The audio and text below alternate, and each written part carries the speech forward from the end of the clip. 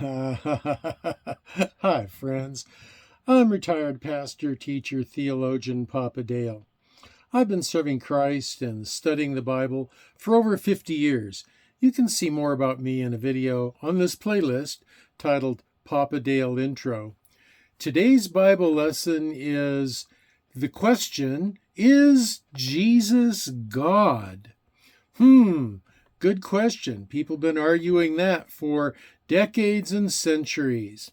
1 John 2:15 says this. Now, this is the basis for this entire playlist of videos. Love not the world. So that means you got to have the love of Jesus Christ more high priority in your heart than the love for the things of the world. Christ versus Culture is a playlist that explores this teaching and the implications of it. Listen to this lesson or any Bible teacher with caution, because 1 John 4:1 says, "Dear friends, do not believe everyone who claims to speak by the Spirit. There are many false prophets in the world." Well, many false teachers are rising up, especially in these end times. They cherry pick verses, they take them out of context, they proof text doctrines to support their favorite but false teaching. So be cautious. Every teacher will sound believable, but they must be consistent and congruent with the teaching of the entire Bible. It's got to integrate perfectly with the entire Bible, or the teaching is false. So, let's move on now to the actual teaching itself. Is Jesus God? Well, let me tell you something. He is, and there's a lot of evidence in the New Testament for it. The New Testament clearly teaches that Jesus is God. The opening chapter of the first book of the New Testament calls him Savior, Matthew 1:21. At his birth, an angel calls him Savior, which is Christ the Lord, Luke 2:11. There are clear echoes of Isaiah 43:11, which say, "I, even I, am the Lord, and beside me there is no Savior." Further evidence is the Revelation, quote, "They shall call his name Emmanuel," which, being interpreted, is God with us. Matthew 1:23. The Old Testament also affirms the deity of Christ, the coming Messiah. It says, quote, "For unto us a child is born, unto us a son is given, and the government shall be upon his shoulder." That's a reference to the government of the kingdom of God. "And his name shall be called Wonderful Counselor, the Mighty God, the Everlasting Father, and the Prince of Peace," Isaiah 9:6. The New Testament never makes the direct statement, Jesus is God. Why? Because that was not the literary style in Jesus' day. And it wasn't just a matter of literary style, it was a matter of any kind of communication. You just didn't refer to the God, the Creator, as by any of his given names. It was considered a violation of the law of Moses, specifically the third commandment, "Shall not take the name of the Lord thy God in vain." So to even speak the word God, El, Elohim, or Yahweh, or Yod-Heh-Vav-Heh in Hebrew, would be a violation of that commandment, and it would be considered sacrilegious. The people of that time would use substitute words like the power of heaven, or the throne of heaven, or heaven itself, or the blessed, or Lord. But Jesus comes close in Matthew as he is disputing with the Pharisees, and Jesus says, quote, "What think ye of Christ? Whose son is he?" And they say unto him, "Well, he's the son of David." And Jesus says to them, "Well, how then does David in the Spirit call him Lord, saying, The Lord said unto my Lord, sit thou on my right hand till I make your enemies your footstool. If David then called him Lord, how is he his own son? Matthew 22, 42 through 45. On another occasion, as skeptics were present when Jesus cast out a demon out of a man, they murmured that he had done it by the power of Satan. But Jesus replied to their opposition, saying, quote, but if I, with the finger of God, cast out devils, no doubt the kingdom of God is come upon you.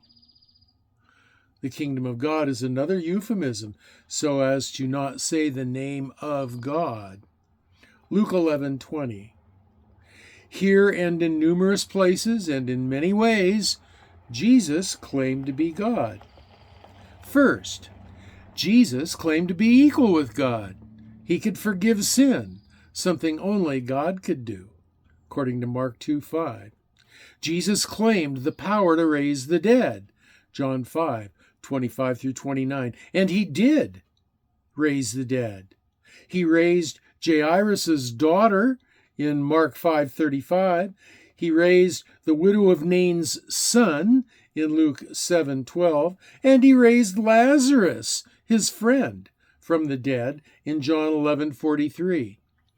Jesus claimed to be honored as God, John 5:18 and 5:23, as well as to be equal with the Father, John 10:30. And Jesus said, he that has seen me has seen the Father, in John 14:9. Man, how clear can he get it without saying, hey, bro, I'm God? I mean, he is right there all around it, staying within the guardrails of Jewish tradition to not use the name of God. Second, Jesus claimed to be the great I am. John 8:58 states, Jesus said unto them, truly, truly, I say to you, before Abraham was born, I am. This I am reference echoes Exodus 3:14, where God revealed his name to Moses as I am. Jesus' statement then is a biblical claim for his own deity, saying, I am is an assertion of self-existence, of deity. Haya asher haya in Hebrew, I am that I am. 7 times in the book of John, Jesus refers to himself as the I am. The I am statements found in the Gospel of John are, I am the bread of life, 6:35. I am the light of the world, 8:12. I am the door, 10:7. I am the good shepherd, chapter 10, verse 11 and 14. I am the resurrection and the life, 11:25. I am the way, the truth, and the life, 14:6. And I am the true vine, John 15:1. Jesus is the Yahweh of the burning bush, the Hebrew God of Exodus. Third, Jesus came to be Jesus claimed to be Yahweh God, the same God of Israel from the Old Testament. This included his claim of having eternal glory with the Father, John 17:5. He claimed to be the first and the last, Revelation 1:17. He claimed to be judge of all humanity, John 5:27. He claimed to be the good shepherd, John 10:11. He claimed to be the bridegroom, Matthew 25:1, Isaiah 62:5. He claimed to be the light of the world, John 8:12, Psalm 27:1. He claimed to be the Almighty, Revelation 1:8. Cross-reference that with Isaiah 9:6. And then fourth, Jesus claimed to be Messiah, the Messiah God. This is evident in many of the titles attributed to him in the Old Testament that are referenced in the New Testament.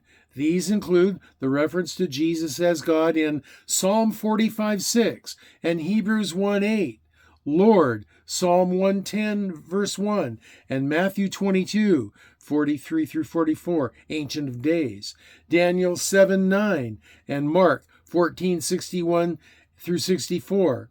As Messiah, John 4, verse 26, as the Son of Man, Daniel 7:13, which Jesus himself called himself some 80 times in the New Testament. It was his favorite title for himself, the Son of Man. These references affirm the biblical deity of Jesus Christ. Fifth, the most direct claim to deity is perhaps when Jesus answered the high priest's question in Mark 14:61. Not just every Jew in the ancient world could come before the high priest and have a chat with him. This was like coming before the president of the United States. And here Jesus is before this high priest, who is, the high priest was kind of like if the president of the United States and the Pope were the same person, if you're Catholic. He was the highest, most revered religious leader in all the world, and the highest and most honored and powerful political leader in all of Judaism. So, here Jesus is standing before this high priest, and the high priest says to him, "Are you the Christ, the Son of the Blessed?" Now, Son of the Blessed is, again, that euphemism for God.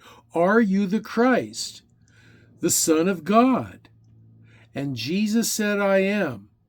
And you shall see the Son of Man sitting on the right hand of power and coming in the clouds of heaven.